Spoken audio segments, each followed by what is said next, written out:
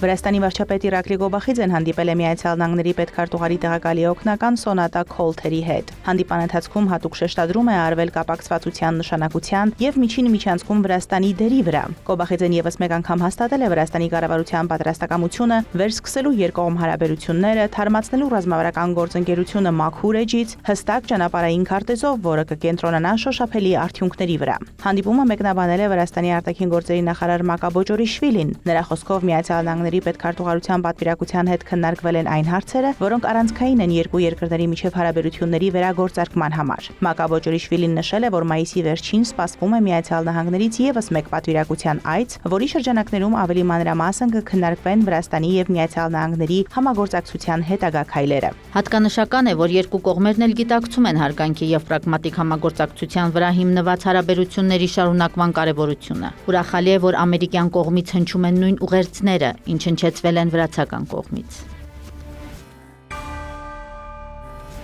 Վրաստանի տնտեսության եւ կայուն զարգացման նախարար Մարիամ Քվիրիշվիլին Թուրքմենստան այցի ընթացքում բարձր մակարդակի հանդիպումներ է ունեցել երկրի կառավարության ներկայացուցիչների, այդ թվում նախագահ Սերդար Բերդիմուհամեդովի հետ։ Մարիամ Քվիրիշվիլիի խոսքով նախագահի հետ հանդիպման ժամանակ քննարկվել են երկու երկրների միջև առևտրատնտեսական հարաբերությունների հետագա զարգացման, նաեւ միջին միջանցքի երթուղու շրջանակներում գործակցության հարցերը։ Մենք բավականին մանրամասն խոսել ենք երկու երկրների առևտրատնտեսական հարաբերություններում առկա հնարավորությունների մասին։ Կարևոր շեշտադրում է կատարվել Թուրքմենստանից ներդրումների աճի ներուժի վրա, մասնավորապես արտադրական ոլորտում։ Նախագահի հետ հանդիպման ժամանակ մենք նաև մանրամասն խոսել ենք այն ներուժի մասին, որը Վրաստանն ունի միջին միջանցքի համատեքստում։ Մարիամ Քվիրիշվիլիի խոսքով Թուրքմենստանի նախագահի հետ հանդիպման ժամանակ ուշադրությունը կենտրոնացվել է տարբեր ոլորտներում երկրների միջև համագործակցության ամրապնդման ներուժի վրա, այդ թվում էներգետիկայի եւ զբոսաշրջության ոլորտում հարաբերությունների խորացման եւ ուղիղ չվերթներ բացելու հնարավորության վրա։ Էկոնոմիկայի եւ կայուն զարգացման նախարարի գլխավորած վրացական պատվիրակությունը մասնակցել է Թուրքմենստանի մայրաքաղաք Աշխաբադում կայացած Վրաստան-Թուրքմենստան միջկառավարական տնտեսական համագործակցության հանձնաժողովի 5-րդ նիստին։ Վրաստանում առաջին անգամ նշվում է գինու ազգային օրը։ Այն սահմանվել է այս տարվա փետրվարին վրացական գինին գովազդելու համար, սակայն աշխատանքային օր է։ Տոնը նշելու համար Թբիլիսիի Գուդիաշվիլիի հրապարակում նախատեսված են մի շարք կրթական եւ զվարճալի միջոցառումներ, որոնք մայրաքաղաք այցելողներին հնարավորություն կտան ավելին իմանալու վրացական գինու մասին։ Նախատեսվում են գինու համտեսի տաղավարներ։ Վրացական գինու գովազդը կառավարության առաջնահերթություններից մեկն է։ Ազգային գինու գործակալությունը 2025 թվականին տեղական գինին գովազդելու համար մարքեթինգային գործունեության վրա ծախսել է 17.4 միլիոն լարի, ինչը 8.7% ավելի է 2024 թվականի համեմատ։ Վրացական գինեգործությունն այսօր հզոր եւ լիովին ժամանակակից արդյունաբերություն է։ Վերջին տասնամյակում մեր շարունակական եւ նպատակասլաց ջանքերի շնորհիվ վրացական գինու արտահանման աշխարհագրությունը կրկնապատկվել է, այն այժմ հասանելի է 70 երկրի շուկաներում։ Ծավալներն ուշագրավ են։ Միայն 2025 թվականին արտահանվել է մոտ 90 միլիոն լիտր գինի, որի ընդհանուր արժեքը հասել է 268 միլիոն դոլարի։ Այս թափը շարունակվում է նաև 2026 թվականին։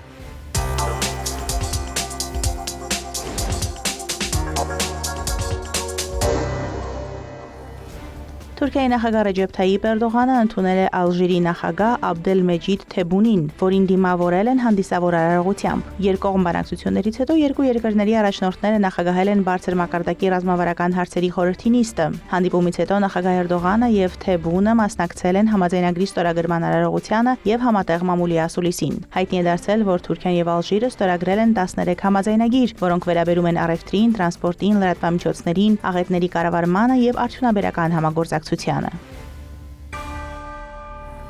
Թուրքիայի արտաքին գործերի նախարար Հական Ֆիդանը հայտարարել է, որ Եվրամիությունը պետք է Անկարային ներառի Եվրոպայի պաշտպանական ծրագրերում։ Միջերկրական ծովի հարցերով Եվրահանձնակատար Դուբրավկա Շուիցայի հետ հանդիպման ժամանակ Ֆիդանը նշել է, որ Թուրքիան Եվրամիությանն անդամակցությունը համարում է իր ռազմավարական նպատակը, սակայն ակնկալում է հարաբերություններում համապարփակ առաջընթաց։ Ավելի վաղ նախագահ Էրդողանը կոչ էր արել Եվրամիությանը հրաժարվել Թուրքիայի հետ հարաբերություններում ռազմավարական կուրությունից։ ՆԱՏՕ-ի ու Եվրամիության գործընկերության հարցը կքննարկվի հուլիսին Անկարայում կայանալիք դաշինքի գագաթնաժողովում։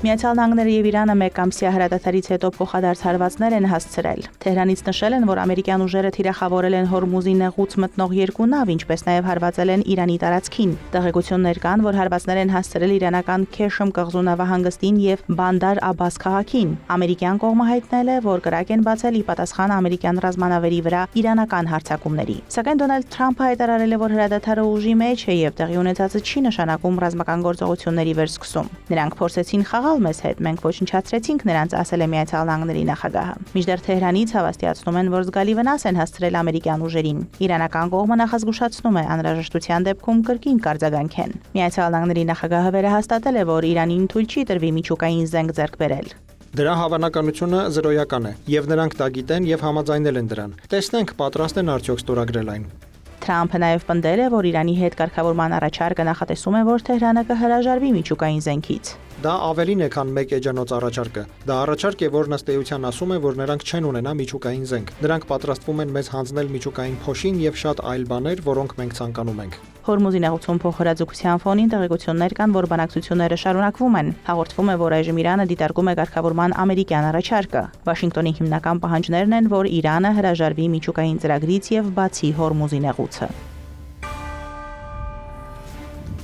Իրանի արտգործնախարար Աբբաս Արաղչին հեռախոսազրույց է ունեցել իր պակիստանցի գործընկեր Իսհակ Դարի հետ, քննարկելով տարածաշրջանում տեղի ունեցող վերջին իրադարձությունները։ Զրույցի մասին ասված է Արաղչիի պաշտոնական Telegram-յան ալիքում հրապարակված հայտարարության մեջ։ Ըստ հաղորդագրության երկու պաշտոնյաներն էլ ընդգծել են երկխոսության ու դիվանագիտության շարունակման, ինչպես նաև տարածաշրջանի պետությունների միջև համագործակցության ամրապնդման անհրաժեշտությունը։ Զրույցը տեղի է ունեցել այն պահին, երբ Իրանը դիտարկում է պատերազմի դադարեցման վերաբերյալ Միացյալ Նահանգների նոր առաջարկը, իսկ Իսլամաբադը լավատեսություն է հայտնում հնարավոր գործարքի առնչությամբ։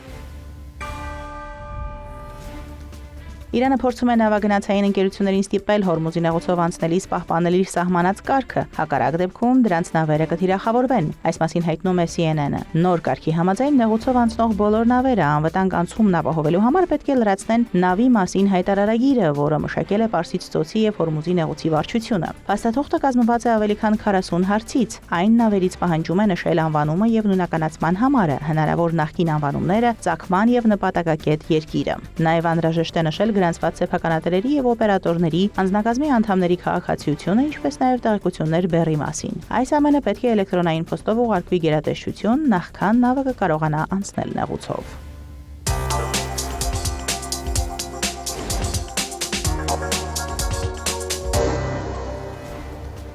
Մոսկվայում մեկնաբանել են Եվրախորհրդարանի հետ Բաքվի շփումների կասեցումը։ Ռուսաստանի արտգործնախարարության պաշտոնական ներկայացուցիչ Մարիա Զախարովան նշել է, որ դա Բաքվի ինքնիշխան որոշումն է։ Զախարովան խստորեն քննադատել է Եվրախորհրդարանի ընդունած բանաձևերը, դրանք անվանելով ոչ թե պարզապես քաղաքականացված, այլ կեղծ։ Դիվանագետի խոսքով Եվրախորհրդարանը ոչ մի կապ չունի ժողովրդավարության հետ։ Միևնույն ժամանակ Զախարովան նշել է, որ Ադրբեջանը շարունակում է փոխգործակցությունը եվրոպական այլ կառույցների հետ, ինչը եւս երկրի ինքնիշխան իրավունքն է։ Ադրբեջանը հրապարակել է մարդկանց առևտրի հետ կապված հանցագործությունների վերաբերյալ տվյալներ։ Ազգային համակարգողի համապատասխան տարեկան զեկույցը ներկայացվել է Միլի Մեջլիսի մարդու իրավունքների, իրավական քաղաքականության եւ պետականաշինության հանձնաժողովների համատեղ նիստում քննարկման։ Փաստաթղթի համաձայն 2025 թվականին հայտնաբերվել է մարդկանց առևտրի հետ կապված 198 հանցագործություն, ինչը 8-ով պակաս է նախորդ տարվա համեմատ։ Դրանցից 152-ը ուղղակիորեն դասակարգվել են որպես մարդկանց թրաֆիքինգ, 45-ը նույն նպատակով փաստաթղթերի ապօրինի մանիպուլյացիա, իսկ 57 կատարվել է տեղեկատվական տեխնոլոգիաների միջոցով։ Բացահայտման մակարդակը կազմել է 97%։ Գործողությունների ընթացքում չեզոքացվել են 2 հանցավոր խմբերը։ Ինտերպոլի խողովակներով շարունակվում է 10 մեղադրյալի միջազգային հետախուզումը, ենթադրվում է, որ 7-ը թաքնվում են Թուրքիայում, մյուսները Պակիստանում, Ռուսաստանում եւ Արաբական Միացյալ Էմիրություններում։ Մարոթ Հարվերդյան, Հարևաններ։